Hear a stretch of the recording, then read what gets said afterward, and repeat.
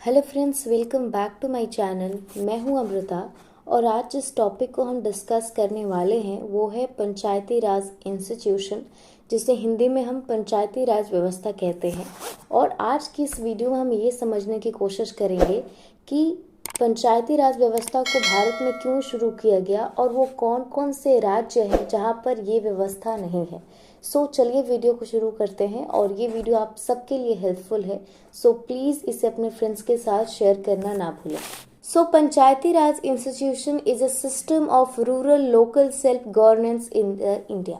यानी कि जो पंचायती राज व्यवस्था है ये भारत में ग्रामीण इलाकों में स्थानीय स्वशासन की प्रणाली है, जिसके अंतर्गत क्या होता है कि किसी भी गांव के जो स्थानीय मुद्दे होते हैं उन पे फैसला करने का जो अधिकार है वहीं के उन लोगों को दिया जाता है जिनका चुनाव उस गांव के सारे लोग करते हैं। यानी कि पंचायती राज व्यवस्था के जरिए जो केंद्र सरकार का जो पावर होता है, जो शक्ति होती है, उसका विकेंद्रीकरण होता है, यानी कि बंटवारा होता है। साथ ही साथ ये पंचायती राज व्यवस्था से जुड़े हुए जितनी भी बातें, जितने भी सर्वे, जितने भी सुधार करने होते हैं वो सारे फैसले पंचायती राज मंत्रालय करता है। और फिलहाल 2023 में जो पंचायती राज मंत्रालय है भारत का, यानी कि जो मिनिस्ट्री ऑफ पंचायती राज है, इसके मिनिस्टर का नाम है गिरिराज सिंह। और साथ ही साथ ये पंचायती राज व्यवस्था जो है इसके जरिए जो केंद्र के पास पावर होता है उसका 3 स्तरीय बंटवारा होता है। यानी कि जो मेन पावर होती है वो केंद्र सरकार के पास होती है, जिसके जरिए वो पूरे देश के लिए कानून बनाते हैं। उसके बाद कुछ पावर स्टेट गवर्नमेंट को, यानी कि जो राज्य सरकार होती है, उसे दी जाती है। और फिर राज्य सरकार के नीचे एक और पायदान पहुंचता है जो है पंचायती राज व्यवस्था के जरिए, जहां पर जो लोकल मुद्दे होते हैं उन पे जो फैसला लेने का हक होता है वहीं के लोगों द्वारा चुने गए लोग लेते हैं। Panchayati Raj institution was implemented by Prime Minister Jawaharlal Nehru on 2 October 1959 in Nagaur district of Rajasthan. यानी कि जो पंचायती राज व्यवस्था है इसकी शुरुआत देश के पहले प्रधानमंत्री यानी कि पंडित जवाहरलाल नेहरू द्वारा राजस्थान के नागौर जिले से की गई थी। और जिस तारीख को नागौर में पंचायती राज व्यवस्था की शुरुआत की गई वो डेट था 2 अक्टूबर 1959 का। और एक इम्पॉर्टेंट बात, पंचायती राज व्यवस्था जिसके बारे में हम बात कर रहे हैं, पंचायती राज व्यवस्था भारत में शुरू की जाए ये विचार बलवंत राय समिति ने दी थी, यानी कि बलवंत राय कमेटी ने दी थी।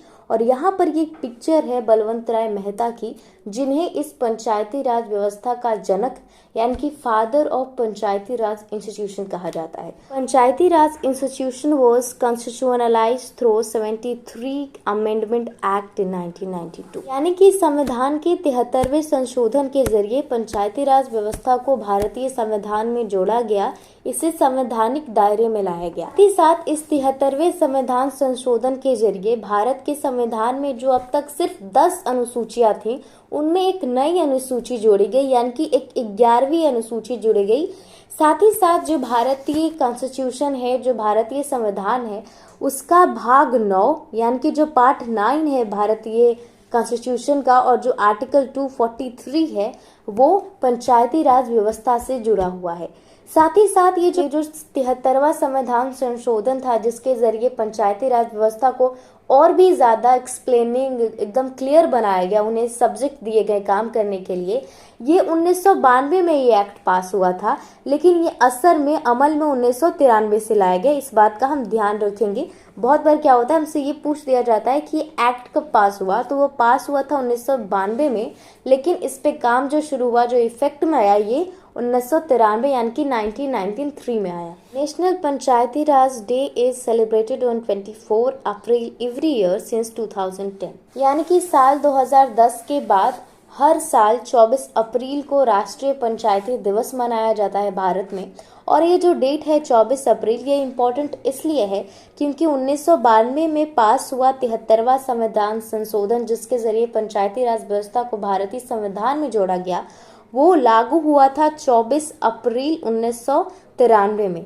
इसीलिए 24 अप्रैल को पंचायती राज दिवस मनाया जाता है। Mizoram, Nagaland and the Meghalaya are the states where Panchayati Raj institution is not implemented।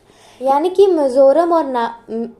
Mizoram, Nagaland और मेघालय वो 3 राज्य हैं भारत के जहां पर पंचायती राज व्यवस्था लागू नहीं की गई है। और ऐसा इसलिए है क्योंकि इन तीनों स्टेट्स को भारतीय संविधान के अंतर्गत कुछ स्पेशल दर्जे, कुछ स्पेशल प्रोविजंस दिए गए हैं जिनका फायदा, जिनका लाभ ये राज्य उठा रहे हैं, जिसकी वजह से यहाँ पर पंचायती राज व्यवस्था नहीं लगाई गई है।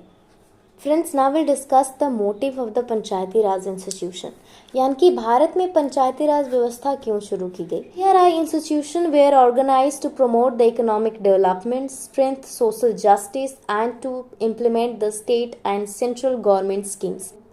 यानी कि पंचायती राज व्यवस्था, जिसका शॉर्ट फॉर्म मैंने यहाँ पे यूज़ किया है, इसे भारत में इसलिए शुरू किया गया था ताकि जो भारत के ग्रामीण इलाके हैं उनका आर्थिक विकास हो सके और जो केंद्र सरकार और राज्य सरकार द्वारा शुरू की गई जो योजनाएं, जो स्कीम्स होती हैं, उन्हें लोकल लेवल यानी कि गांव के लेवल तक पहुंचाई जाए, हर व्यक्ति को उसकी जानकारी हो, उनका फ़ायदा मिले।